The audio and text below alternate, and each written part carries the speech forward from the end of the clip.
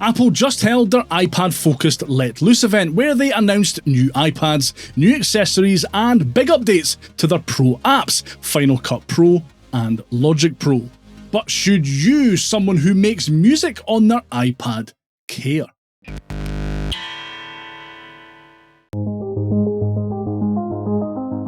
The iPad Pro first then, boasting an all-new super thin design, top-tier tandem OLED screens, and Apple's new M4 chip. This is actually the first Apple product to be powered by the M4 chip, even Macs don't have it yet.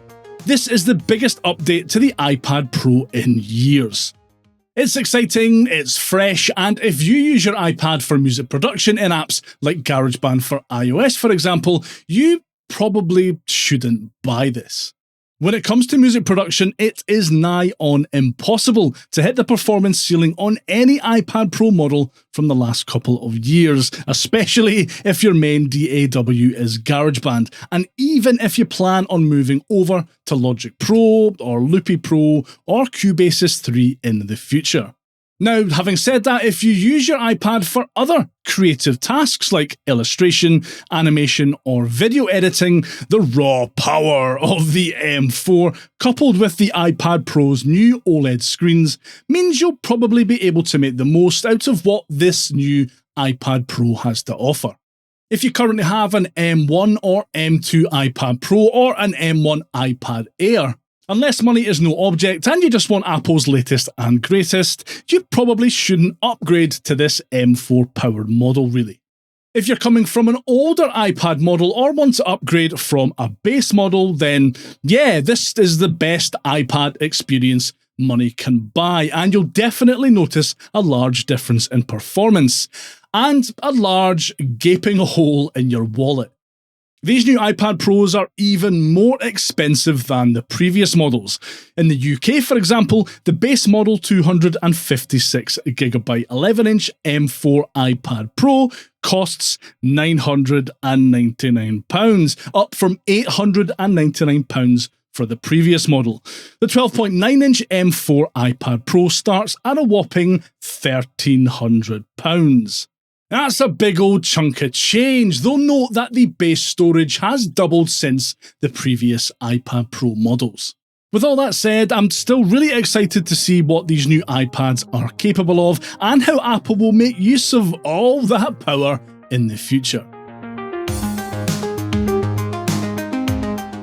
Apple led with the new iPad Air during their event, and it's easy to see why. This is essentially the previous iPad Pro model, only it's cheaper, comes in 2 sizes, more colours, has a new camera placement, and has some of the Pro features missing.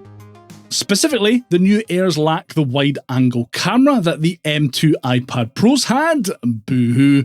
They only have 60Hz screens, max out at 8GB of RAM, and the bigger one has the basic liquid retina display instead of the 12.9-inch M2 iPad Pro's LED display.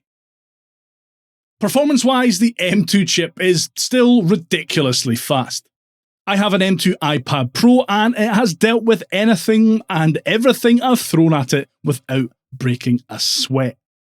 The base 11-inch iPad Air is £599 here in the UK, and the larger 13-inch Air starts at £799. These new models come with increased storage as well, starting at 128GB. Depending on your usage and whether you have an iCloud Drive subscription or not, that may well be enough for you. Though if you're an AUV3 hoarder, like me, you may want to shell out for some more storage. If you make music in GarageBand or any iOS DAW really and want a brand new iPad direct from Apple, this is the one I recommend you go for. Spend the money you've saved versus the new iPad Pro models on some shiny new recording gear or something. While it didn't receive any updates as such, Apple dropped the price of the iPad 10 to £349 here in the UK, bringing it down to the price point it really should have been at launch. If you're on a tighter budget but still want a new iPad direct from Apple, you could go for this, although the slightly aging A14 Bionic chip and 64GB base storage option may mean you'll find yourself looking to upgrade a lot sooner than you may realise. For iOS musicians on a budget, I'd instead recommend looking at Apple's refurbished store and seeing if you can grab yourself a good deal on an M1 iPad Pro or M1 iPad Air.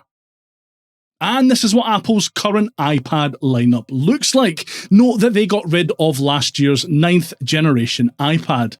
RIP the headphone jack and lightning port. I'm really looking forward to the release of all these iPads to get a feel of what they're capable of in the real world and to watch that jerry-rig everything guy snap one of those new model iPad Pros in record time. Is still important.